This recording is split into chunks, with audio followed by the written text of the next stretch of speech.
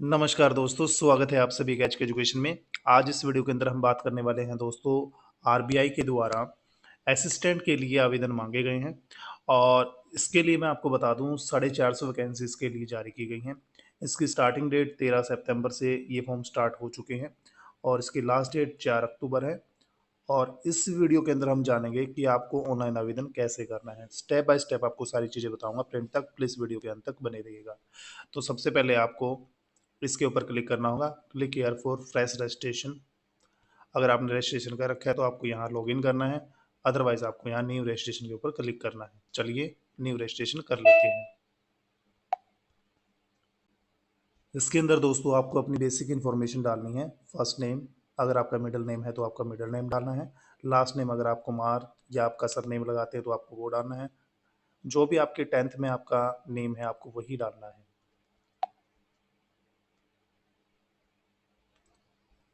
उसके बाद आपको अपना मोबाइल नंबर डालना है। फिर आपको कंफर्म करना है अपना मोबाइल नंबर। अल्टरनेट कोई मोबाइल नंबर या लैंडलाइन नंबर आप वो डाल सकते हैं। उसके बाद आपको अपनी यहाँ जीमेल आईडी डालनी है और आपको यहाँ डोमेन डालना है। डोमेन यानी @gmail.com, जैसे कि इसके अंदर ये रहा, आपको ये डालना है। और उसके बाद आपको यहाँ कंफर्म करनी है मेल आईडी और ये आपको कैप्चा डालना है। फिर आपको आगे के लिए सेव एंड नेक्स्ट करना है। मैंने इसके अंदर अपनी जो पर्सनल डिटेल है वो सारी फिल कर दी है। आप यहाँ देख सकते हैं मोबाइल नंबर, मेल आईडी। और आपको फिर आगे नेक्स्ट के ऊपर क्लिक करना है, आपको यहाँ क्लिक करना है। चलिए कर लेते हैं। उसके बाद आपको यहाँ अपना फ़ोटो और अपना जो सिग्नेचर है वो अपलोड करना है और उसके बाद आपको यहाँ कन्फर्म और यहाँ कन्फर्म के ऊपर क्लिक करना होगा और फिर आपको नेक्स्ट के ऊपर क्लिक करना है। अगर आपके फॉर्म में कोई करेक्शन आपको करनी है तो आप बैक जाकर कर सकते हैं।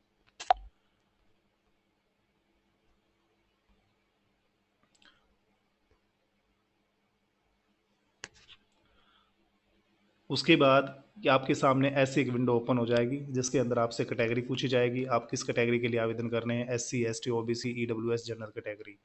और उसके बाद अगर आप 40% डिसेबल है तो आपको यस करना है, अदरवाइज आपको नो करना है। और डेफिनेशन आप डिसेबिलिटी की यहाँ चेक भी कर सकते हैं। आप चेक कर सकते हैं ये जो भी कैटेगरी है A B C D, अगर मान लिया इसके अंदर ऑप्शन आता है A B C या D या E, तो इसके अंदर इसके लिए ये डेफिनेशन है। अगर आपके पास ये दिक्कत है तो आपको A डालना है। D अगर आप ब्लाइंड है तो, अगर B के लिए D, अगर HH है तो आपको ये डालना है। फंक्शनल रिक्वायरमेंट ये आपके लिए रहेगा, जिसके अंदर आप चेक कर सकते हैं कैटेगरी एब्रिविएशन। बी के लिए ब्लाइंड है और LV के लिए लो विज़न है। तो अगर आप ए ऑप्शन उसके अंदर आता है तो आपको बी यानी ब्लाइंड, LV यानी लो विज़न करना है।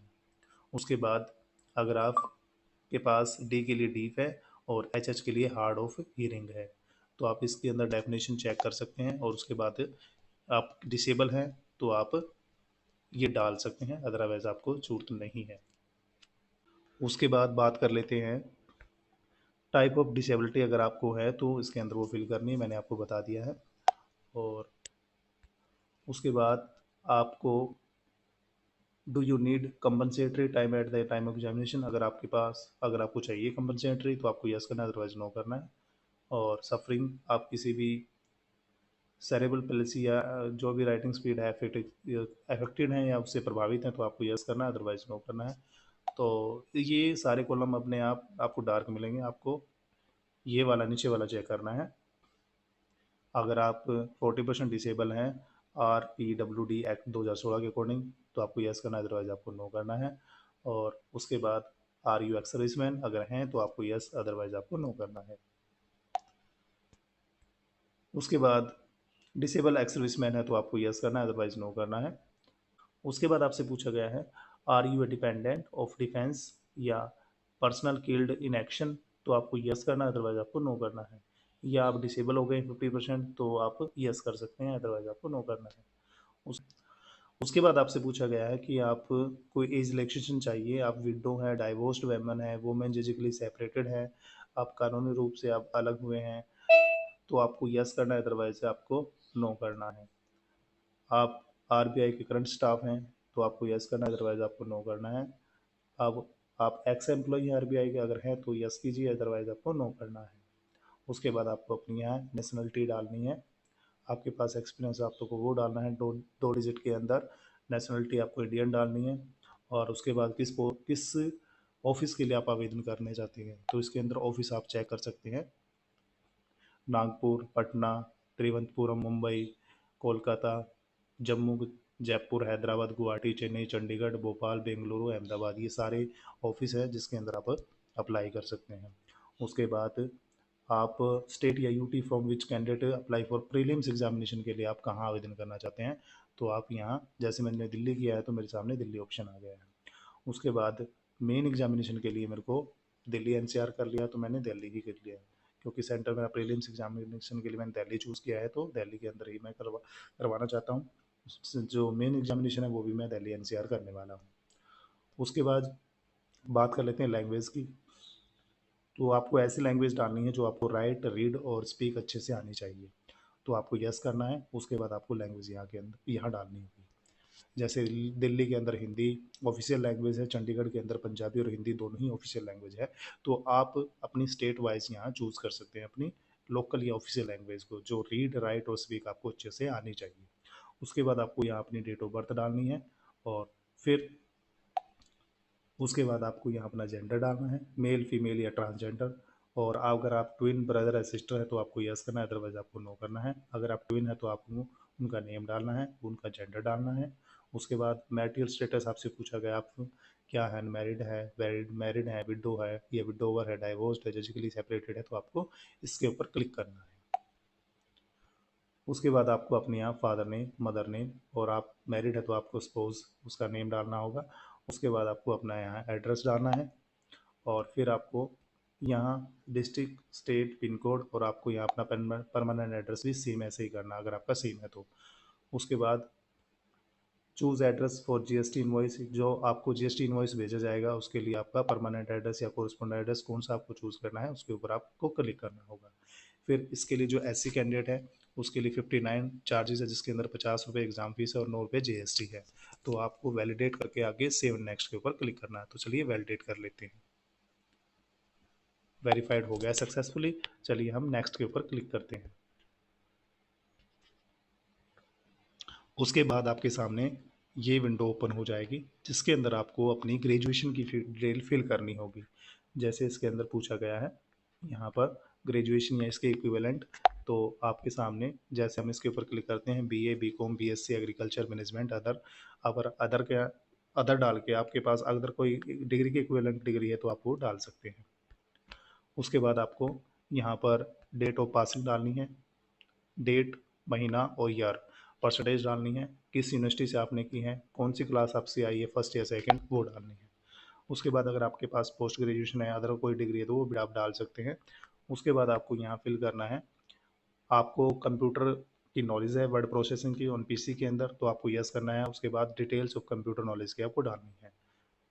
35 करेक्टर इसके अंदर रखे गए हैं मैक्सिमम, तो आप डाल सकते हैं बेसिक नॉलेज ऑफ कंप्यूटर। उसके बाद अगर आपके पास कोई एक्सपीरियंस है start from the present employ के लिए, तो आप वो डाल सकते हैं। आपको अपना नाम यहाँ पर फिल करना होगा, डेजिग्नेशन क्या है, उसके बाद आपने टोटल पीरियड कितना सर्विस की है वो आपको डालना है, नेचर आपका ड्यूटी का क्या रहा है। उसके बाद आपको यहाँ टोटल एक्सपीरियंस डालना है महीने के अंदर, और आपको फिर ऐड मोर के अंदर आप और भी कुछ डाल सकते हैं या रिमूव भी कर सकते हैं। आप यहाँ जाकर आपको ऐड करना है और रिमूव करना है। उसके बाद बात कर लेते हैं, आपको लैंग्वेज बोली जानी है, यानी रीड, राइट और स्पीक आपको तीनों से अच्छे से आनी चाहिए, क्योंकि जो स्टार है आपको उसके अंदर एक लैंग्वेज तो डालनी ही डालनी है। तो हिंदी आपको रीड, राइट और स्पीक अच्छे से आनी चाहिए, आप हिंदी यहाँ डाल सकते हैं, और आपकी जो लोकल लैंग्वेज आप वो भी डाल सकते हैं। उसके बाद आपको यहाँ वैलिडेट करना है, वैलिडेट के बाद सेव एंड नेक्स्ट के ऊपर क्लिक करना है। चलिए हम वैलिडेट कर देते हैं। वैलिडेट हो गया, हम सेव एंड नेक्स्ट के ऊपर क्लिक करते हैं। उसके बाद आपके सामने ये वाली विंडो ओपन हो जाएगी, जिसके अंदर आपकी सारी डिटेल इसके अंदर मेंशन होंगी। आप इसको अच्छे से चेक कर सकते हैं, आप प्रीव्यू देख सकते हैं। और उसके बाद ये आपकी एजुकेशनल डिटेल है, और ये आपकी कंप्यूटर डिटेल है, ये आपकी लैंग्वेज डिटेल है, और आपको इसके बाद एग्री के ऊपर क्लिक करके कंप्लीट रजिस्ट्रेशन के ऊपर क्लिक करना होगा। चलिए कर लेते हैं। तो आप ये विंडो देख सकते हैं, on completion of the registration no changes of data already entered will be permitted. तो आप अगर ये ओके कर देते हैं तो आप इसके अंदर कोई भी करेक्शन नहीं कर पाएंगे। आपका जो फॉर्म है वो सबमिट हो जाएगा, आपको उसके लिए फिर एग्ज़ाम फीस पे करनी होगी और आप अपनी एग्ज़ाम फीस डेबिट कार्ड से, नेट बैंकिंग से और क्रेडिट कार्ड से और यूपीआई के थ्रू भी पे कर सकते हैं। और इस फॉर्म के रिगार्डिंग कोई डाउट आपके माइंड में है तो आप हमें पूछ सकते हैं। वीडियो आपको अच्छी लगी तो वीडियो को लाइक कीजिएगा और शेयर कीजिएगा और चैनल को सब्सक्राइब कीजिएगा। Thank you so much for watching this video.